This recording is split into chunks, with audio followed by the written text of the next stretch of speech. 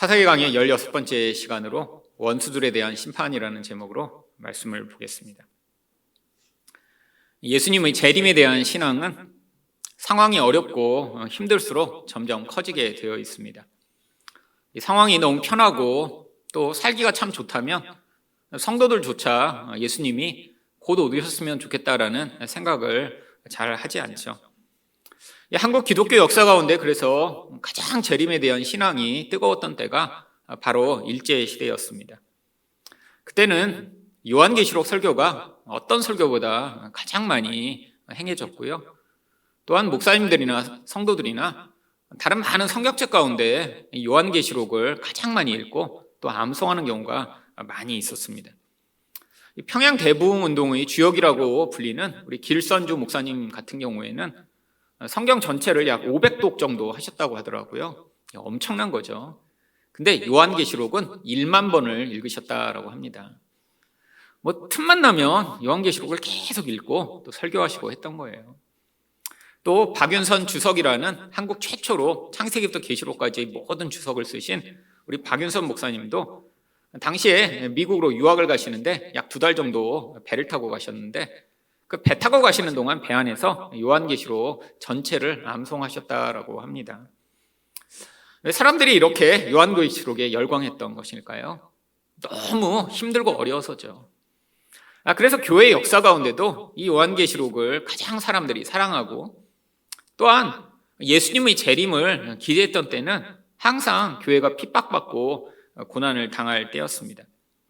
바로 초대교회가 그랬죠. 그래서 이 초대교회에는 예수님이 당장 오실 거라고 기대하는 사람도 굉장히 많았고요. 그리고 지금처럼 이렇게 통신이 발달하지 않았다 보니까 어떤 사람들이 야, 예수님이 저쪽에 오셨대 이런 소문이 퍼져서 사람들이 굉장히 놀라고 황당해하는 경우도 많이 있었습니다. 그래서 바로 성경에서 이렇게 사람들이 놀라지 않도록 쓴 성경이 있는데 바로 데살로니가 전서가 그렇습니다. 거기에서 예수님이 오실 때에 대해서 바울 사도가 이렇게 이야기합니다. 데살로니가 전서 4장 16절부터 18절입니다. 주께서 호령과 천사장의 소리와 하나님의 나팔 소리로 친히 하늘로부터 강림하시리니 그리스도 안에서 죽은 자들이 먼저 일어나고 그 후에 우리 살아남은 자들도 그들과 함께 구름 속으로 끌어올려 공중에서 주를 영접하게 하시리니 그리하여 우리가 항상 주와 함께 있으리라. 그러므로 이러한 말로 서로 위로하라. 어디서 예수님 오셨다고 해도 놀라지 마. 예수님 오실 때가 되면 이렇게 모르고 오실 수가 없어. 하늘 전체를 진동하고 오셔서 모르는 사람이 없게 예수님이 오실 거고, 예수님이 오셨다라고 하면 죽은 자들이 먼저 일어나서 예수님을 영접할 거고, 그리고 우리도 그 예수님을 영접하러 하늘로 끌어올림을 당할 거야. 그러니까 지금 어디서 예수님 먼저 오셨다고 이렇게 해서 너희가 우리만 지금 땅에 남겨졌나 보다 이렇게 생각하지 말라고 지금 쓰고 있죠. 얼마나 긴박하게 예수님이 지금 오실 거라고 생각했으면 이런 편지를 보냈어야만 할까요? 그런데 그로부터 시간이 벌써 많이 흘렀습니다.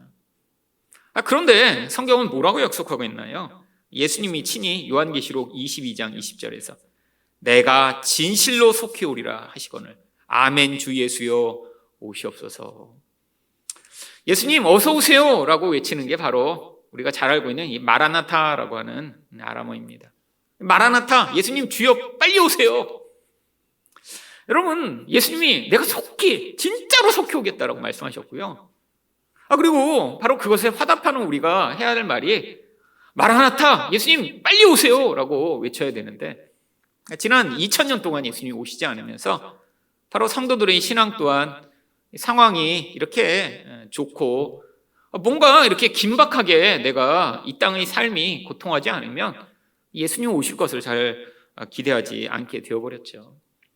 여러분, 우리 상황이 나쁘다고 예수님 빨리 오시고 이 땅을 살아가는 우리 삶이 고난과 핍박이 적다고 해서 예수님이 늦게 오시는 것이 아닙니다.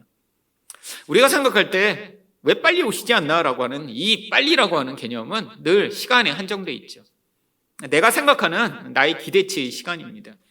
근데 하나님은 이 인간을 인류 역사를 통해 진행해 나가시고요. 또한 하나님 나라를 이곳에서 우리들을 구원하심으로 이루시기를 원하시기 때문에 우리와 이 시간 개념이 너무 차이가 있죠. 그렇다고 예수님이 안 오시는 것이 아닙니다. 예수님 반드시 다시 오십니다. 왜냐하면 이 예수님이 다시 오심이 이 새 하늘과 새 땅에 대한 하나님의 약속의 성취이기 때문이죠. 구약 성경에서 하나님은 계속해서 이 새 하늘과 새 땅을 성취하시겠다고 약속하셨습니다. 이사야 65장 17절을 보시면 보라, 내가 새 하늘과 새 땅을 창조하라니 이전 것은 기억되거나 마음에 생각나지 아니할 것이라. 왜 새 하늘과 새 땅을 창조하시겠다고 약속하시나요? 지금 우리가 살아가고 있는 이 현실이 바로 옛 하늘과 옛 땅이기 때문입니다. 첫 번 창조로 말미암아 이 세상이 만들어지고 이 첫 번 창조의 가장 중요한 창조물인 인간이 만들어졌는데 문제가 생겼습니다. 바로 타락이 시작된 것이죠. 이 온 세상이 이 인간의 타락으로 말미암아 같이 고통하며 아파하고 있습니다. 여러분, 이 세상의 자연이 이렇게 이상한 현상들을 보일까요? 인간의 탐욕 때문이죠. 끊임없이 자기 욕망을 위해 자연을 파괴하고 지금도 여전히 우리가 더 많은 물질을 누리기 위해 세상을 파괴하는 것들을 아무렇지나 않게 여기기 때문에 문제가 발생하는 거죠. 여러분, 그런데 그 모든 본질 안에 무엇이 있나요? 인간의 타락이 있습니다. 그리고 그 타락의 본질은 바로 죄로 말미암는 타락이죠. 죄로 말미암아 인간이 타락했기 때문에 인간은 마귀의 노예가 되고 세상의 노예가 되며 결국에는 죄를 짓고 살다가 죽음이라고 하는 결국을 맞게 되어 있죠. 바로 성경에서 이야기하는 이 원수, 성도의 원수며 하나님 나라의 원수가 죄이며 마귀이며 세상이며 영적 죽음입니다. 그런데 이게 뭐와 관련이 있어요? 이 첫 창조와 관련돼 있고 이 첫 창조가 이 모든 원수들로 말미암아 지금 타락해 있고 하나님이 이것을 회복하시는 것이 바로 성경 전체의 가장 중요한 약속입니다. 아니, 그런데 왜 하나님이 이렇게 성도의 원수이며 첫 창조를 파괴한 이 죄를, 마귀를, 세상을 왜 지금 심판하시지 않는 것인가요? 하나님은 바로 이들이 이렇게 현저하게 영향을 미치는 이 과도기적 상황을 통해 이 성도들을 그 과정 가운데 구원하시고자 하시는 것이죠. 여러분, 세상에 지금 죄가 없고 마귀도 없고 이 세상은 다 하나님 나라 편이라고 생각을 해보세요. 그러면 우리가 어떻게 생각을 하냐면 바로 이 하나님의 구원의 은혜를 감사하지 않고 나는 원래 착하고 좋은 존재야 라고 생각하겠죠. 물론 마귀가 영향을 미치지 않는다면 이 세상이 이렇게 악하지 않을 것입니다. 마귀의 시종이 돼서 사람들을 핍박하고 유혹하는 세상이 이렇게 계속해서 번성하지 않다면 하나님의 백성으로 살아가는 것도 훨씬 쉬울 수 있겠죠. 그런데 이렇게 아무런 영향력이 없다면 그 존재가 얼마나 이 죄와 무서운 세력으로부터 구원받는 것이 감사한 것인가를 깨닫지 못할 것입니다. 아니, 원래 괜찮다고 착각하고 있는 거죠. 여러분, 아이들이 태어나면 수없이 많은 병균에 노출되게 되어 있습니다. 이 세상 모든 게 다 병균이 있잖아요. 근데 태어나서 얼마까지는 이 엄마의 면역을 같이 공유합니다. 특별히 엄마 젖을 먹으며 이 성인의 면역을 공유하니까 아이들이 처음엔 잘 안 아파요. 근데 어느 시점이 되면 이제 아이들이 본격적으로 아프기 시작합니다. 부모가 아주 힘들어지는 때죠. 막 열이 나기 시작하고, 그리고 이제 어린이집만 한번 갔다 오면 막 별별 병에 다 옮겨가요. 한 명 걸리면 이제 전체 어린이집 아이들이 다 걸리고. 왜 그러나요? 병균이 너무 많은데 이 병균과 싸워가는 법을 이제 스스로 배우기 시작하는 것이죠. 제 사촌 동생이 있는데 너무 이 병균에 예민합니다. 그래서 의사예요, 의사. 그러니까 뭐 현미경으로 병균도 많이 보고 실제로 그 병균이 영향 미치는 결과도 엄청나게 많이 봤겠죠. 결혼해서 애를 낳는데 이 애가 그런 병균에 오염될까 봐 밖에도 나가지를 못하게 하는 거예요. 밖에 나갈 때는 온몸을 다 싸맵니다. 장갑까지 다 씌워야 되고. 그리고 한번 작은 집에 갔다 만났는데 애가 함부로 아무것도 이렇게 짚지도 못하게 만드는 거예요. 그 지지. 그리고 알코올을 갖고 다니면서 계속 닦아요. 아니, 의사인데 하나는 알고, 아니, 저보다도 잘 모르는 거예요. 아니, 병균을 그렇게 갖고 자꾸 막으면 어떻게 될까요? 나중에 이 아이는 병원군을 통해 자꾸 면역이 생겨야, 아니, 다른 그런 더 중요하고 악한 그런 병균한테 이길 스스로의 능력을 키워야 되는데, 그렇게 마치 묵은 상태에서 자라는 것처럼 보호하다가는 나중에 더 큰 위험을 당할 수 있죠. 여러분, 우리도 마찬가지입니다. 세상에 마귀도 없어요. 죄도 영향력이 너무 약해. 그리고 이 세상도 다 하나님 백성 편이야. 그래서 하나님 백성에 서지 않으면 살 수가 없는 세상이라고 생각을 해보세요. 그러면 마치 우리가 온전한 것처럼 착각을 하며 우리가 괜찮은 존재인 것처럼 생각하겠지만 그게 또 어떤 상황이죠? 아담과 하와가 처음에 타락한 상황이죠. 여러분, 하나님이 이 창조의 결과로 첫 창조를 만드시고 아담과 하와를 온전하게 만드셨어요. 세상에 마귀도 아직 개입하지 않았고 죄도 없습니다. 근데 어떤 결과가 벌어졌죠? 바로 이 마귀가 시험을 하자마자 하나님을 대적하며 바로 깊은 타락이 시작됩니다. 하나님은 그래서 이런 죄악이 가득한 세상의 과정을 통해 하나님 백성을 그 과정을 통해 구원하시고자 하는 것이죠. 그런데 반드시 이런 과도기적 시간이 끝나게 되어 있습니다. 이제 하나님 나라가 완성되고 예수님이 반드시 다시 오실 거예요. 예수님이 반드시 다시 오시게 되면 어떤 일이 벌어지나요? 그때 바로 이 원수들이 심판을 받게 되어 있습니다. 이런 하나님의 백성을 핍박하고 유혹하던 모든 세력들이 심판을 받아야 이제 새 창조가 시작되게 되죠. 그렇다면 원수들은 어떻게 심판을 받게 되나요? 첫 번째로 행한 대로 공정한 심판을 받게 됩니다. 18절 상반절 말씀입니다. 이에 그가 세바와 살분나에게 말하되 너희가 다볼에서 죽인 자들은 어떠한 사람이더냐 하니. 여러분, 지난주에도 저희가 함께 살펴봤지만 여기서 지금 이 기드온은 바로 다시 오실 예수님을 모형하는 인물입니다. 처음에는 굉장히 두려움도 많고 약한 존재로 묘사되지만 바로 이렇게 강한 전쟁이 맞춰진 뒤에는 바로 예수님을 상징할 만한 그런 모습으로 등장을 하죠. 바로 이 예수님을 상징하는 기드온이 이제까지 하나님 백성들을 그렇게 괴롭혔던 미디안의 두 왕을 사로잡았습니다. 그리고 나서 그들을 지금 신문하고 있어요. 근데 왜 이런 장면이 나오는 것일까요? 여러분, 바로 다음 절에 드러나지만 바로 이 미디안의 두 왕이 어느 지역을 침공해서 거기서 사람들을 죽였는데 바로 거기에 이 기드온의 형제들이 있었던 거예요. 근데 처음에 그걸 밝히지 않습니다. 그리고 물어봐요. 다볼에서 죽인 자들은 어떤 사람이냐. 여러분, 그들이 자기 입으로 자기 죄를 고백하여 그들이 정당하고 공정한 심판을 받을 수 있도록 하기 위함이죠. 처음부터 너무 화나갖고 이 나쁜 놈들아, 니네들이 내 형제를 죽였지 라고 하면 여러분, 이 미디안의 왕들이 뭐라고 할까요? 아닌데, 내가 죽인 거 아니야 라고 부인하겠죠. 그러니까 처음에 마치 모르는 양, 야, 니네가 죽인 사람은 어떤 사람을 죽였어 거기서? 그랬더니 뭐라고 이야기를 합니까? 8절 하반절입니다.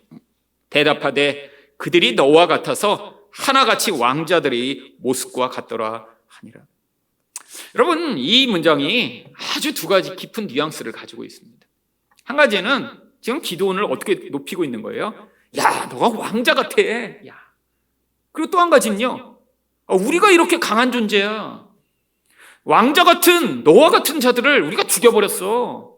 자기들을 자랑하면서 또 한편으로는 기드온을 높이고 있죠. 여러분, 이들이 뭘 모르고 있나요? 이렇게 죽여버린 자들이 바로 기드온의 형제들이라는 사실을 지금 알지 못하면서 자기 죄를 시인해버린 것입니다. 여러분, 성경이 왜 이런 상황을 묘사할까요? 이 하나님의 심판이 얼마나 공정하게 임할 것이며 또한 행한 대로 임할 것인가를 이 모형을 통해 보여주기 위함이죠.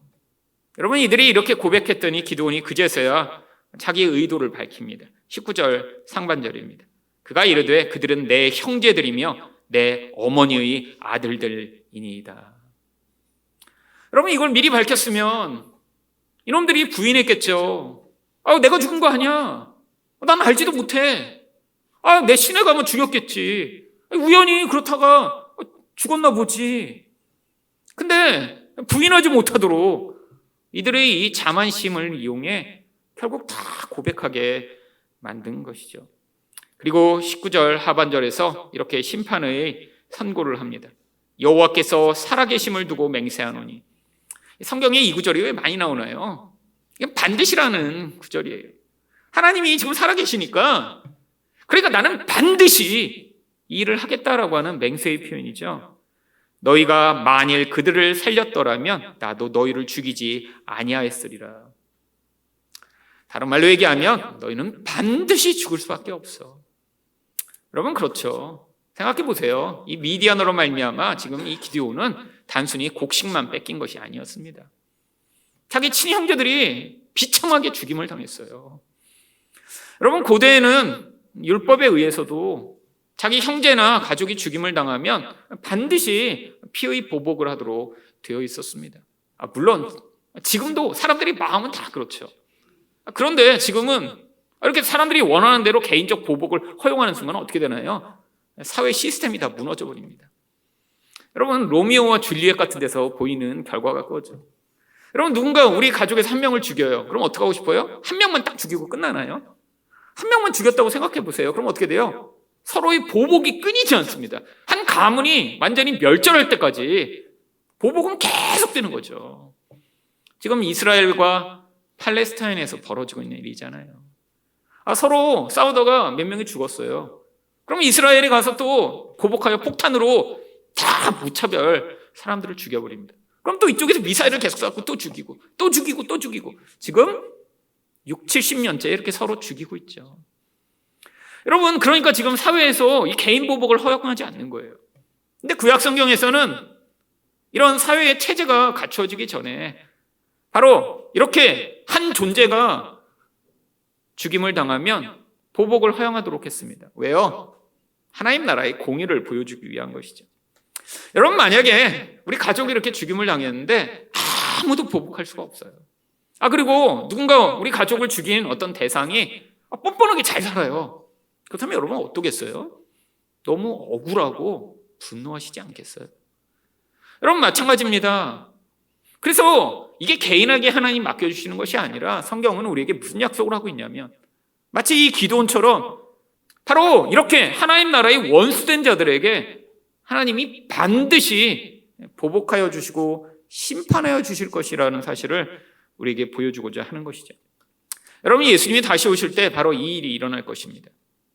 여러분 이 땅에서 우리는 핍박당하고 이 땅에서 우리는 바로 이 세상과 마귀와 이 죄의 유혹과 시험으로 말미암아 실패하며 고통할 수 있습니다. 여러분 너무 당연하죠. 여러분 예수 믿는 사람으로 이 땅에서 나는 이 세상과 마귀의 시험과 고통으로 한 번도 어려움을 겪지 않고 살 수 있다라고 말할 수 있는 사람 아무도 없죠. 결국에는 하나님이 허용하십니다. 아니 꼭 마귀의 시험이 아니더라도 우리 인간의 연약함으로 말미암아 우리는 반드시 고통하며 힘든 삶을 살게 되죠. 근데 그걸로 끝이 아니라는 거예요. 언젠가 끝이 있다라고 하는 것입니다. 예수님이 다시 오시면 반드시 바로 이 예수님의 형제된 자들의 이 모든 억울함을 풀어주시고 그들의 눈물을 닦아주시겠대요. 그 핵심이 무엇이죠? 바로 공의를 이루시는 것입니다. 근데 그 조건이 있어요. 예수님 편에 선 자들만 이런 하나님의 공의의 심판의 혜택을 받을 수 있죠. 그래서 성경이 우리를 향해 뭐라고 부르나요? 예수님의 형제라고 부릅니다. 히브리서 2장 11절을 보시면 거룩하게 하시는 이와 거룩하게 함을 입은 자들이 다 한 근원에서 난지라. 그러므로 형제라 부르시기를 부끄러워하지 아니하시고. 여러분 사실 우리는 예수님의 형제가 될 수 없는 존재입니다. 여러분 하나님은 거룩하시고 우리는 죄인인데 어떻게 하나님과 우리가 형제가 되겠어요? 여러분 이 거룩이라고 하는 개념은 인간한테는 존재하지 않는 개념이잖아요. 사실 완전한 다른 존재라는 거예요. 인간한테 죄가 영향을 미치는 순간 이 죄는 하나님과 함께 할 수 없기 때문에 이 하나님이 이 거룩한 존재와 이 인간이 함께 하려면 이 인간은 불태워버리든지 존재가 사라져버려야 됩니다. 그러니까 같은 존재가 아닌 거예요. 근데 하나님이 어떻게 하세요? 우리를 거룩하게 만드신 뒤에 그리고 우리를 향해서 너도 형제다라고 불러주세요. 사실 성경이 뭐라고 해요? 근데 부끄러워하시지 않는데요. 원래는 부끄러워하셔야 된다는 거예요. 누가? 예수님이요. 사실 너무 격이 다른데 서로 형제가 될 수가 없는 거예요. 예를 들면 여러분 누군가 여러분한테 너 바퀴벌레야 형제야? 그러면 기분이 좋으시겠어요? 뭐 바퀴벌레는 비슷한데 뭐 약간 더럽고 약간 떨어진 것도 주워 먹고 뭐 그래서 너 바퀴벌레랑 친구라고 해도 되게 기분 나쁘잖아요. 친구? 이 자식이 죽으려고 이런 마음이 안 들으세요? 누가 친구라고 해도 이 바퀴벌레 친구래도. 여러분 근데 형제래요. 그러면 말도 안 돼. 여러분 사실 그 수준보다 훨씬 심한 겁니다. 왜 우리가 바퀴벌레를 싫어하죠? 그렇게 모든 곤충 가운데. 여러분 바퀴벌레 더러우니까 그렇잖아요. 여러분 예수님이 죄를 바라보시는 관점도 똑같은 거예요. 하나님은 죄가 하나도 없는데 우리를 보시면 이 마음의 본질에서부터 죄로 가득 차 있어요. 근데 그게 바로 우리가 물리적인 병균을 가진 바퀴벌레를 보는 것보다 더 심각한 그런 더럽고 추한 것으로 보시는 것이 예수님의 시선이죠. 근데 우리를 향해 형제라고 부르신대요. 그리고 어떻게 하신대요? 나중에 반드시 보복하여 주신대요. 왜요? 하나님의 백성은 이 땅 가운데 반드시 이 원수된 자들로 말미암아 고통하게 되어 있으니까요. 그 고통의 수준이 단순히 힘들다, 세상 사는 게 너무 어려워하는 수준을 넘어섭니다. 심지어는 성경은 우리들을 향해 순교자라고까지 불러요. 요한계시록 6장 10절입니다. 큰 소리로 불러 이르되 거룩하고 참되신 대주제여 땅에 거하는 자들을 심판하여 우리 피를 갚아주지 아니하시기를 어느 때까지 하시려 하나이까. 여기서 큰 소리로 부르는 주체는 바로 이 성도들의 연합인 교회입니다. 교회가 뭐라고 하나님께 요청해요? 우리 피를 갚아달라고요. 바로 이들은 지금 피를 흘리고 있는 교회예요. 여러분 물론 우리가 다 순교하지 않습니다. 그리고 이 시대에는 사실 여기서 순교자가 나오기는 쉽지 않죠. 그렇죠? 물론 나오면 너무 힘들 것 같고 근데 교회마다 나오는 경우가 정말 예상치 못하고 있는 경우가 있잖아요. 아주 오래전에 아프간에 갔다가 그렇게 순교하신 분들이 있고 근데 요즘은 너무너무 희귀한데 아니 왜 여기서 교회를 다 순교자인 것처럼 묘사하죠? 아니 이렇게 피를 흘린 자, 죽임을 당하여 지금 하나님께 그 신원함을 요청하여 하나님의 구원을 바라는 자로 묘사하죠. 지금 동일한 교회이기 때문이에요. 물론 어떤 사람은 피를 흘릴 수도 있습니다. 어떤 사람은 피를 흘리지 않을 수도 있어요. 근데 다 같은 교회이며 마치 우리 전부가 피를 흘리며 이 땅에 살아가듯 이렇게 모든 교회는 순교자의 사명을 가지고 있음을 보여주는 것이죠. 여러분 바로 우리가 형제이며 바로 우리가 피를 흘린 자들이에요. 근데 하나님의 심판이 임하지 않는다면 얼마나 억울할까요? 여러분 그래서 반드시 심판하시겠다고 하는 것입니다. 여러분 가장 먼저 심판을 받을 대상이 그래서 누군가요? 요한계시록 20장 10절을 보시면 마귀입니다.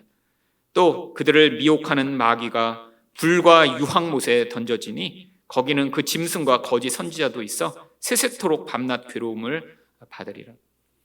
왜 마귀만 불과 유황에 던지시지 않고 여기 거짓 선지자와 짐승까지 던지시냐면 요한계시록을 보면 이 짐승과 거짓 선지자는 이 보이지 않는 마귀의 영향력을 세상에 확산하는 그런 존재들이기 때문이죠. 여러분 마귀는 눈에 보이지 않습니다. 우리가 아무리 열심히 기도해도 마귀랑 싸울 수 없어요. 보이지 않는 세계에서 계속 영향을 미쳐요. 근데 우리는 보이는 세계에 살아가잖아요. 그러니까 마귀가 무엇을 사용하냐면 이 보이는 세계에 영향을 미치는 도구들을 사용하는데 그들을 이름하여 짐승이라고도 부르고 거짓 선지자라고 부르는 것입니다. 거짓 선지자는 사람들을 어떠한 영향력으로 거짓 것을 믿게 만드는 거예요. 어쩌면 이 시대의 사람들이 계속해서 거짓 것에 끌려가도록 만드는 미디어이며 세상의 소리겠죠. 여러분 이 세상의 소리를 통해 사람들이 자꾸 무엇을 믿게 되나요? 하나님을 말고 다른 것들을 의존하며 사랑하는 인생을 살도록 계속 거짓으로 끌고 가죠. 그리고 그것들을 부추기고 이렇게 세상의 시스템을 따라가지 않는 자들을 핍박하여 죽이는 존재를 짐승이라고 부릅니다. 결국 이 모든 하나님 백성들을 핍박하고 유혹하였던 존재들이 다 심판당하게 될 것이라는 거예요. 또한 이 세상에 그런 존재만 있나요?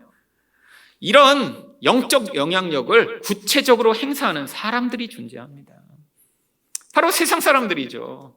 근데 그 중에는 특별히 더 이렇게 마귀 편에 서서 이런 악을 행하는 일에 더 열심인 사람들이 있어요.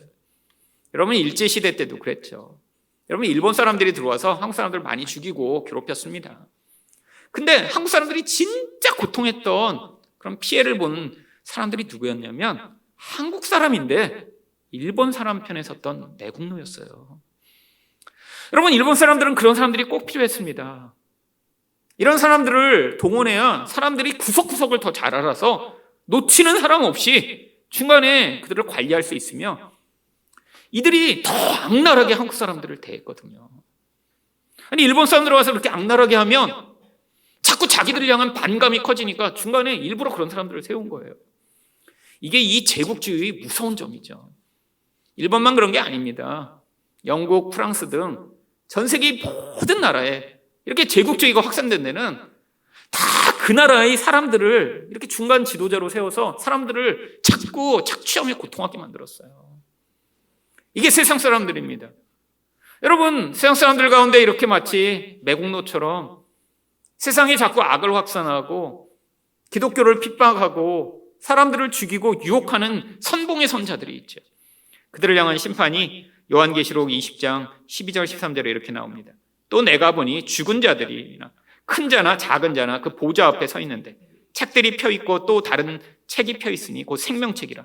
죽은 자들이 자기 행위를 따라 책들에 기록된 대로 심판을 받으니 바다가 그 가운데에서 죽은 자들을 내주고 또 사망과 음부도 그 가운데에서 죽은 자들을 내주매 각 사람이 자기 행위대로 심판을 받고. 어떤 구절이 반복되나요?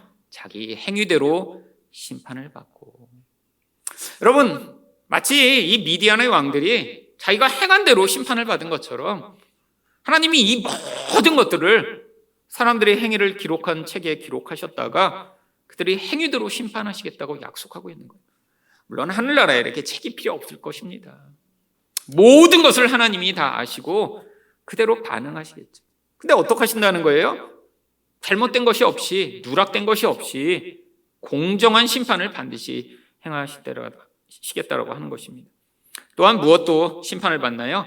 요한계시록 20장 14절을 보시면 사망과 음부도 불못에 던져지니 이것은 둘째 사막 곧 불못이라. 이 사망도 바로 심판을 받는데요. 이 음부는 이 사망의 이런 사람들을 저장하는 역할을 하는, 사람들이 생각할 때 죽은 다음에 가는 곳이기 때문에 합쳐서 결국 사망을 심판하시는 거예요. 영원한 죽음이 없다라는 거예요.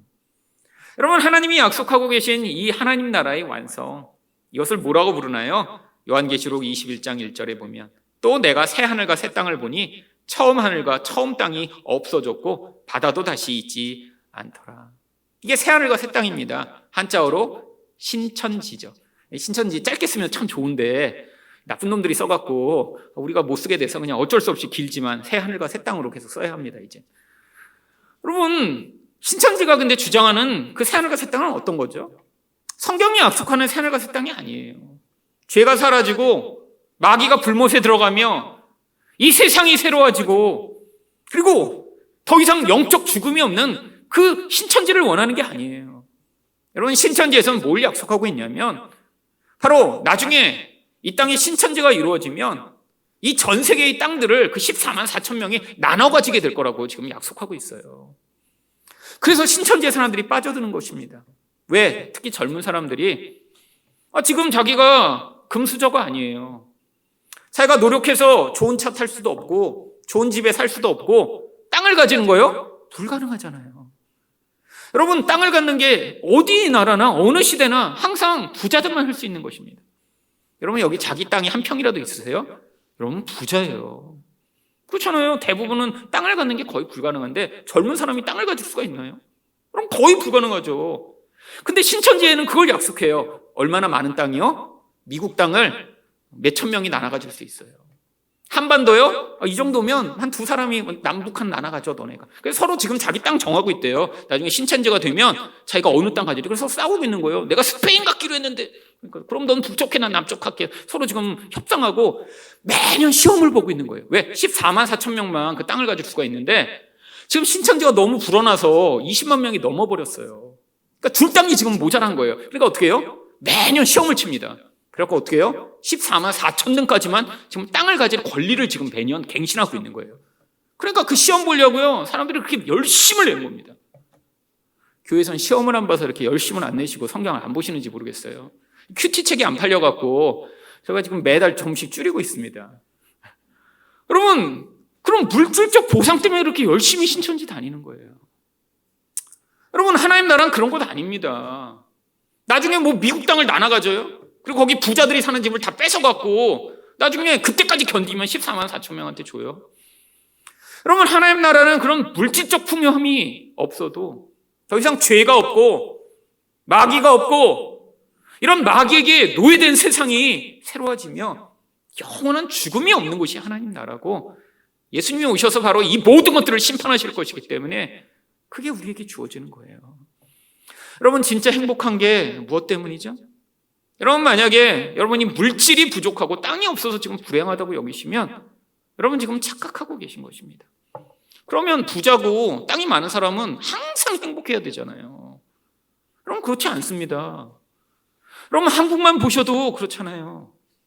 여러분, 1970년대는 한국의 자살자가 1년에 몇백 명도 안 됐어요. 여러분, 지금요 1년에 거의 10,000명 가까이 자살합니다. 이유가 뭐죠? 너무 잘 살게 됐어요. 근데 잘 살게 되니까 뭐가 문제죠? 더 비교해요. 아니, 저렇게 좋은 차 타고 저렇게 좋은 집에 살고 저렇게 행복하게 사는 것 같은데 나만 그렇지 않다라고 생각하죠. 근데 그렇게 자살하는 사람이 여러분 1960년대 70년대의 수준으로 보면 정말 부자예요. 그때는 진짜 못 먹고 못 입고 정말 한 끼를 못 먹어 고통하는 사람들이 세상에 천지였는데도 자살하지 않았어요. 여러분, 마음이 문제죠. 이 죄가 가져오는 깊은 공허가 아무리 많은 것을 가져도 사람들을 끊임없이 공허하게 만들고 고통하게 만듭니다. 아무리 풍요하게 모든 걸 가져도, 아니 미국 땅을 혼자 다 가지고 있어도 마음이 공허한 사람은 절대로 만족하고 행복할 수가 없어요. 하나님이 우리에게 진짜 만족과 행복을 주시기 위해 이 죄악으로부터 우리를 자유케 하시고자 하시는 것입니다. 근데 그날이 언젠가 올 거예요. 여러분, 예수님이 다시 오시면 반드시 그날이 올 것입니다.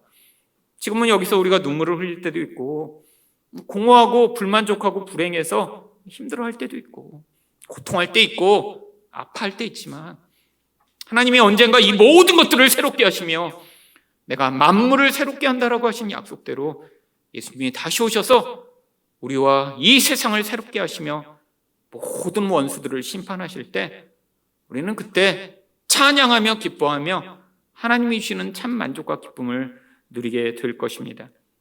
두 번째로, 원수들은 어떻게 심판을 받게 되나요? 가장 치욕스럽게 심판을 받게 됩니다.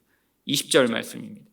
그의 맏아들 여델에게 이르되 일어나 그들을 죽이라 하였으나 그 소년이 그의 칼을 빼지 못하였으니 이는 아직 어려서 두려움이었더라. 여러분, 이렇게 나쁜 놈들이고 자기 형제를 죽인 놈이면 기돈이 그냥 모가지를 확 베어갖고 죽여버리는 게 마땅하지 않을까요? 그렇잖아요. 아니, 내 동생들이 저놈들한테 다 죽었다고 생각해 보세요. 그럼 화나지 않아요? 저 같으면 진짜 기도원이라면, 지금은 안 되지만 제가 그렇게 칼을 갖고 있고 그놈들 잡혀있어, 그럼 내가 가서 그냥 팍 찔러갖고 그 분노를 가지고 그놈들을 그냥 작살내야 그래야 좀 시원할 텐데, 아니 지금 어려서 칼도 제대로 못 빼는 아들한테 야 네가 죽여라, 왜 이렇게 한 거죠? 여러분, 사실 이 고대의 문화를 모르면 약간 너무 이상합니다. 지금 너무 어려갖고 지금 남을 죽일 수 없는 그런 소년한테 왜 이렇게 남들이 왕을 죽이라고 한 것일까요? 여러분, 고대의 이 죽음이라는 것은 굉장히 명예로운 순간입니다. 근데 가장 수치스러운 죽음은 나랑 수준이 맞지 않는 그런 약한 자가 자신을 죽일 때 그게 가장 수치스러운 죽음이에요. 내가 왕이고 전사예요. 근데 어린아이한테 죽임을 당한다고요? 이거는 너무너무 수치스러운 거예요. 아니, 우리는 이해가 안 갈지 모릅니다. 근데 고대인들한테는 그건 견딜 수 없는 일이에요. 왜냐하면 나는 전사예요. 나는 왕이에요. 그럼 그 수준에 맞는 죽음이 자기에게 주어져야 자기는 마지막에 명예로운 죽음을 죽을 수 있는 거예요. 고대인들은 우리들보다 훨씬 더 죽음 이후의 삶에 대해서 아주 강한 믿음을 가지고 있었습니다.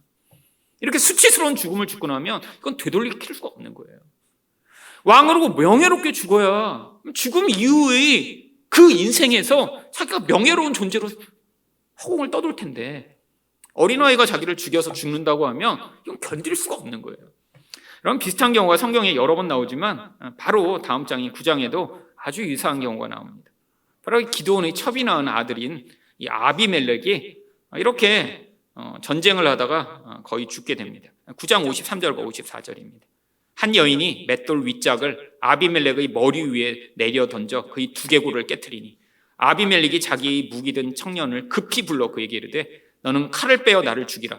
사람들이 나를 가리켜 이르기를 여자가 그를 죽였다 할까 하노라 하니 그 청년이 그를 찌르매 그가 죽은지라. 여러분, 두개골이 이미 깨져버렸어요. 곧 죽을 거 아니에요. 근데 급히 사람을 부어갖고 야, 네가 나를 죽여라. 내가 조금 있으면 죽을 것 같은데 여자가 맷돌을 던져서 죽게 되면 자기는 여자로부터 지금 죽임을 당한 치욕스러운 존재가 되는 거예요.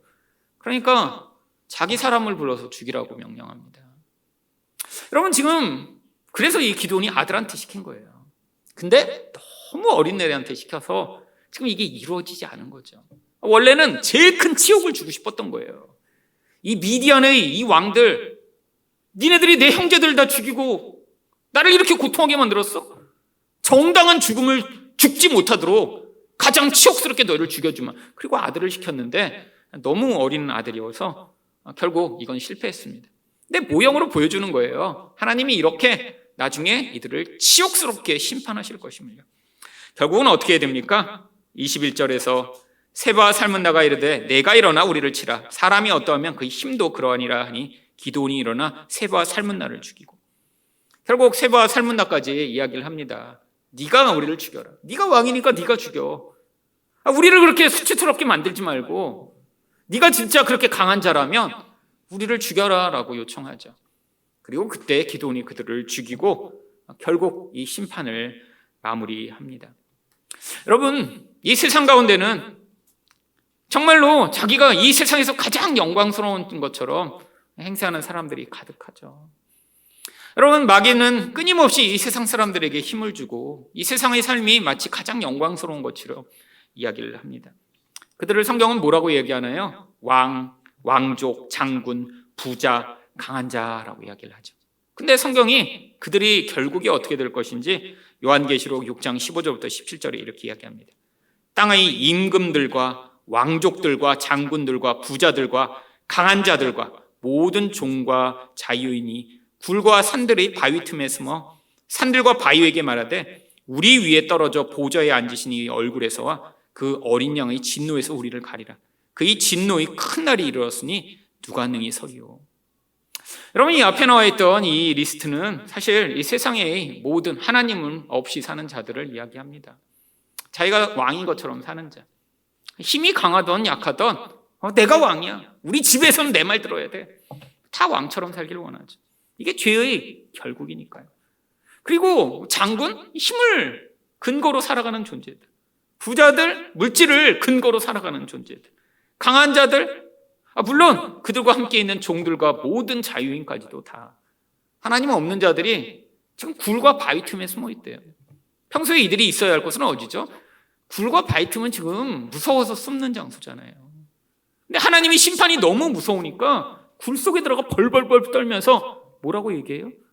하나님의 심판을 당하느니 차라리 이 위에 있는 바위가 무너져서 우리가 죽었으면 좋겠다라고 거기에서 외칩니다.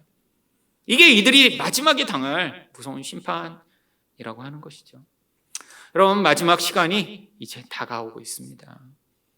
여러분, 지금 우리가 상황이 좋다고 해서 예수님 나중에 오셨으면 좋겠다 혹시 생각하고 계시나요? 아니면 아예 생각을 안 하고 계세요? 예수님 언제 오실지 전혀 생각해 본 적이 없다. 이거 지금 심각한 상황입니다. 여러분, 예수님 곧 오십니다. 물론 물리적으로 하늘에서 오시는 예수님을 눈에 보게 될 일이 있을지는 모르겠어요. 오면 너무너무 좋죠. 그럼 우리 다 준비하고 있어야 됩니다. 제가 저희 교회 처음 시작하고 나서 그때 요한계시록 강의하면서 자주 연습했는데 예수님 오시면 어떻게 돼요? 우리가 영접하러 하늘로 올라가서 그리고 같이 내려오게 되잖아요. 이게 휴거라고 하는 것인데 사람들이 오해하고 있습니다. 이 땅이 어려움을 겪을 때 하늘에 가서 이 땅의 어려움을 피한 다음에 내려올 거라고 생각하는데 그런 건 없어요, 성경에. 영접하다라는 단어가 중요한 손님이 올 때 문 밖에 나가서 그분과 함께 들어오는 것을 영접하다라고 이야기를 하는 것입니다. 그래서 예수님이 오시면 그 귀한 분이 왕으로 오시니까 우리가 어떻게 해야 돼요? 그냥 여기 있다가 오세요 하는 게 아니라 올라가서 그분과 함께 내려오게 돼 있는 거예요. 그러니까 올라갈 때 연습을 해야죠. 그래서 저희 교회 처음에 요한계시록 오후에 제가 강의를 했잖아요. 그때 늘 연습했는데 잊어버리셨죠? 올라갈 때 어떻게 하셔야 돼요? 이렇게 올라가면 폼이 안 나잖아요. 그래서 그때 같이 연습했잖아요. 이렇게 올라가자고. 그래서 여러분 슈퍼맨, 그래서 올라가서 멋있게 올라갔다가 그리고 예수님 손잡고 같이 내려와서 하나님 나라가 이 땅에 완성된 것을 보셔야죠. 여러분 그거 얼마나 영광스러울까요? 사실 그게 우리 가장 큰 소망이어야 합니다. 근데 2000년 동안 계속 연습하고 아무리 기다려도 그게 실행이 어떡하지 안 돼서 제가 약속을 못 드려요. 저희가 아무리 연습을 해도 우리 살아있는 동안 예수님 오실지는 저도 확신은 없습니다. 오시면 너무 좋겠죠. 여러분 여기서 100년 더 사시면 훨씬 행복할까요? 어떤 사람이 커즈와일이라는 분입니다. 저희 교회 피아노도 커즈와일 쓰거든요. 이 피아노 만든 사람이에요. 자기 150세까지 살겠다고 하루에 60개의 알약을 지금 먹고 있거든요. 150세까지 사는지 궁금해요. 정말 그렇게 알약을 60개 먹으면 150세까지 살 수 있을까? 어떤 부자는 1년에 자기 몸의 생존 시계를 점점 늦추기 위해 1년에 20억 원씩 쓰더라고요. 그리고 자기 아들의 피를 수혈해갖고 자기 몸에다 넣어요. 유명한 부자입니다. 자기 몸을 젊게 만드는 데만 20억 원씩 쓰면서 그러면서 심지어는 아들이 16살인데 그 새 피를 받아다가 계속 몸에 넣는데요. 그래서라도 더 살고 싶은 거예요. 더 오래. 그럼 그런다고 더 오래 살 수 있을까요? 여러분 안 된다는 게 우리 이미 북한에 김일성이 다 했습니다. 김일성이. 여러분 김일성은 그 김일성의 생존과 건강만을 위해서 연구하는 의사와 학자들만 수백 명이었고요. 존재하는 가장 좋은 약초와 좋은 것을 항상 먹었고요. 여러분 근데 김일성, 김정은 오래 못 살았잖아요. 여러분 그런다고 오래 사는 게 아니에요. 그리고 그렇게 오래 살면 뭐가 게요? 여러분 만약에 우리 생존에 우리가 다시 오시는 예수님을 보지 못한다면 각자 하나님이 부르신 때가 있겠죠. 그러면 그 부름 앞에서 우리가 준비해야죠. 무엇을 준비해요? 이렇게 치욕스럽고 부끄러운 자리에 서는 게 아니라 예수님의 형제가 되어 그와 함께 설 자리에 설 것을 준비하셔야죠. 여러분 예수님 편에 서지 못한 자들이 당할 심판에 대해 마태복음 24장 51절은 이렇게 얘기합니다. 엄히 때리고 외식하는 자가 받는 벌에 처하리니 거기서 슬피 울며 이를 갈리라. 너무 억울하고 슬프고 수치스러워서 슬피 울며 이를 가는 거죠. 근데 여기서 엄히 때리신대요. 사실 이 엄히 때리라고 하는 단어는 반쪽으로 쪼개 죽이다라는 원래 단어인데 그렇게 쓰기가 너무 심하니까 그냥 약하게 번역한 것입니다. 너무 나쁜 놈을 어떻게 죽여요? 반으로 쪼개 죽여버린다는 뜻이에요. 그래서 두 개로 조각을 내다라고 하는 뜻이고요. 영어 번역들은 주로 그렇게 번역합니다. 나중에 이렇게 슬피 울며 이를 가는 자리에 쳐넣기 전에 반으로 쪼개 죽여버리시겠다는 거예요. 이 심판의 엄중하고 무서운 것을 보여주는 표현이죠. 여러분, 근데 이게 우리에게 소망이 됩니다. 왜 소망이죠? 이 땅에서 우리가 억울하고 슬퍼도 괜찮다라는 거예요. 예수님이 오시면 다 갚아주시겠다라는 거예요. 그러니까 우리가 보복하고 우리가 억울할 필요 없습니다. 여러분 우리 삶에서 얼마나 사람들로 말미암아 좌절할 때, 낙심할 때, 슬플 때, 억울할 때 만나요. 근데 성경이 뭘 약속해요? 하나님이 반드시 이 모든 것에 대해 갚아주시고 세상에 끝이 있다라고 약속하고 있습니다. 여러분 이 약속을 믿으심으로 모든 억울하고 슬픈 데서 자유를 얻고 우리 예수님이 다시 오심을 기다리는 여러분 되시기를 축원드립니다.